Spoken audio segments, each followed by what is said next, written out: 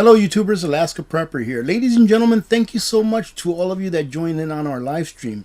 Now, if you have not watched today's live stream, whenever I have something in a live stream that's like meat and potatoes, that is of substance, instead of just doing Q&A, I used to put up a meats and potatoes video, which was an edited down version of that live stream. But what I've done is, instead of redoing the video and editing it out, I've just added chapters to my live stream. So for example, if you want to go ahead and catch the meat and potatoes of today's live stream, which I highly recommend, ladies and gentlemen, it is something that everyone should be talking about. And I think on today's live stream, it starts like at minute 7 or so. However, there are chapters on that live stream that I've inserted where you can just click on the timestamp and it takes you right to the meat and potatoes, and you don't have to wait through all the salutations or any Q&A or anything like that. So I recommend that you go watch today's live stream because it is very important in my opinion, and it seems that everyone that was there pretty much agreed with what I was talking about. However, ladies and gentlemen, this is a different fight. This ESG here is a different fight that we must continue to talk about and educate people about, because this is a way of our freedoms being taken away by institutions that were never elected by you, me, or we the people. All right. ESG is environmental, social governance, and it is something that has been implemented by, you can read it right here, by these guys right here, upon corporations all over the world. Ladies and gentlemen, even though I'm reading off of an article, I want to tell you that everything that I am saying henceforth is 100% my opinion, so that they can impose on we the people of whatever country you're in any regulations that they want to impose on you. How? By using banks, by using financial institutions to lend to you if you toe the line, or not to lend to you if you don't toe the line. So you either do what I say and you can stay banked, or if you don't want to do what I say, you're not going to get any loans, and it may be very difficult for you to stay banked. And that has been happening to lots of people that have voiced their opinions publicly.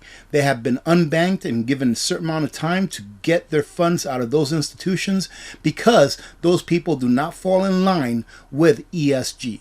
And again, ESG is being input into these banks by an institution that was never elected by we the people of any country. Ladies and gentlemen, do you want someone outside of the borders of your nation, where you as the citizen has the influence to elect whoever you want to run your nation? Do you want someone from outside the borders that was never elected to have authority over what you can and can't do? Money is very important. Half of every single transactions that you make on an everyday basis, half of it has to do with money. If you go to the store, half of that transaction was you deciding what you wanted to get. The other half was you paying, and then the person selling whatever receiving the monies that you're paying for that thing or that service that you wanted. Well, with ESG, institutions that are, and is the reason I say institutions that are like financial institutions is because that's where it starts. It starts with financial institutions, and then it'll be worked down all the way to the personal level. I often talk about CBDCs, and that would be a terrible thing. But imagine having a centrally banked digital currency where they can control what you can and cannot purchase, and then following the guidelines of ESG, which is pretty much someone telling you, you can't buy this, you can't get that, because it's not good for the environment. But it's good for me, Mr. ESG, yeah, but we don't like that, so you can't have it. That's exactly what ESG is. It will be a great partner to a CBDC. And we have many big institutions here that are financial institutions that are falling in line with this. Why? Because instead of looking out for the people that they are servicing, they are now looking out for the interests of these big non-governmental organizations. Enough with my rant. Let's go ahead and read this. It should only be about a 2 or 3 minute read. 19 states to investigate banks for ESG style commitment to UN alliance. Now, ladies and gentlemen, this is what we need. I was very disappointed that when I read the 19 states, or the states that they have on here, that Alaska was not one of them. However, it is still good that we have about a little more than a third of our states actually standing up and saying to these banks, no, We will not have your business here in this state if you want to take orders from someone that's outside of our borders. And that's what we need to do in order to fight back against this. There's not much that you can do at the personal level except to support these people. I hate to say politicians, but whoever these politicians are that are standing up to this, they're doing the right thing. The war between states and banks over environmental, social, and governance, ESG, investing, and similar practices has reached the doorstep of the UN. A total of 19 states' attorneys generals have launched investigations on major financial institutions' commitment to UN convened Net Zero Banking Alliance.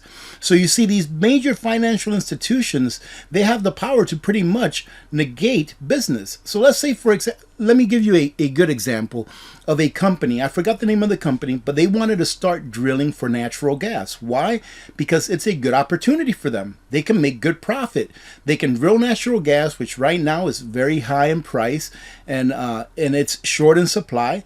They can drill that, they can offer it to the public, which means that the price would come down because there will be more supply, right? So and they would make a profit. It's a win-win. But in order to do that, being that we live in a credit and debt-based economy, they would need to borrow money. Well, the banks that they went to borrow that money from, they said, no, we're not going to deal with this because it's natural gas. It's not good for the environment. So just the banks themselves, they weren't looking at it from a business perspective. They were looking at it from an ESG perspective so that they can make their overlords happy.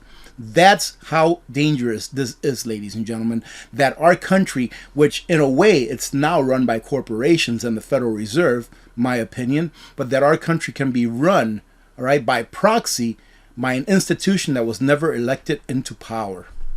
The Alliance's website states that its members control roughly 40% of the world's banking assets and are committed to aligning their lending and investment portfolios with net zero emissions by 2050. So right now, about 40% of financial institutions are being governed by ESG, ladies and gentlemen. That is so very dangerous. The Net Zero Banking Alliance is a massive worldwide agreement by major banking institutions overseen by the UN to starve companies engaged in fossil fuel-related activities of credit on national and international markets.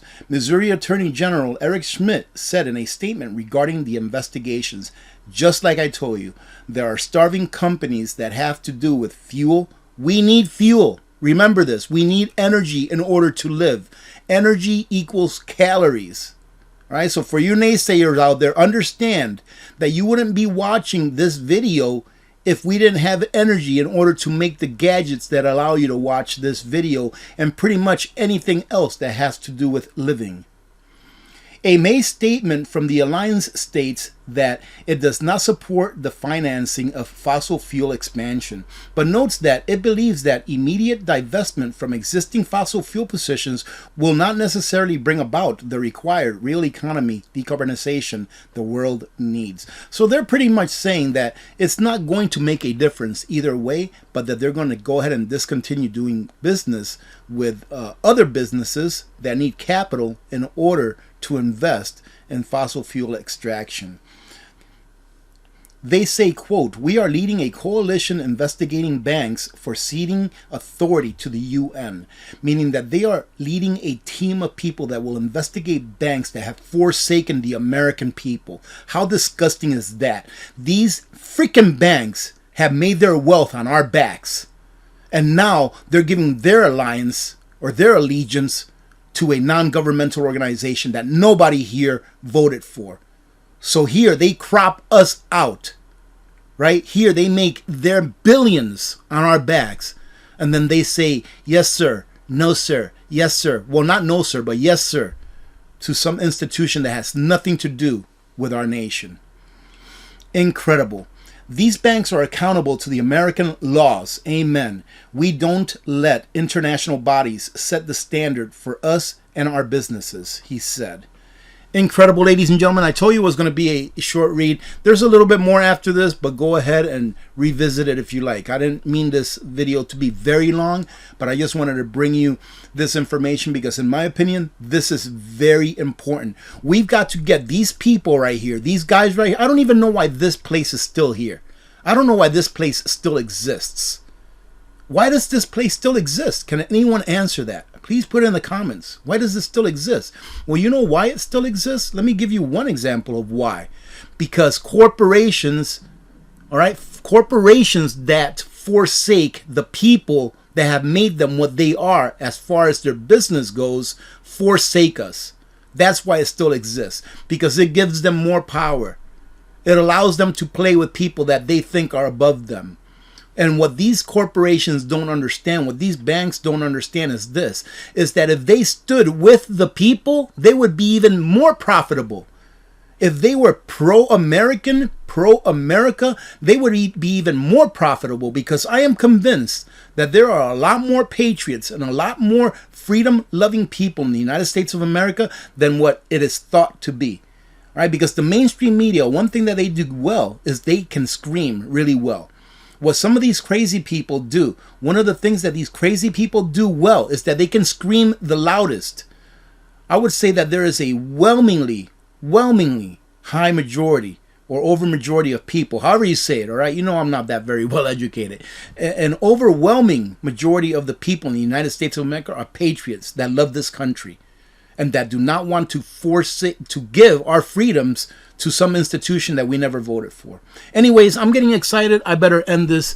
I'll go ahead and put it up. I hope that you get something out of this. I'll leave the link for this in a pinned comment so that you can revisit it if you like. In addition to that, let me go ahead and say this really quick. OPS has a sale that ends tonight at 23:59. So at 11:59 p.m. their sale ends. As you can see right here, if you use this code AP10, you get 10% off the OPS 2400, which is a great deal, and they now deliver to Alaska. All right, ladies and gentlemen, they're the only solar generator company that I know of that delivers to Alaska at only $50, and that I know of that delivers to Alaska, period.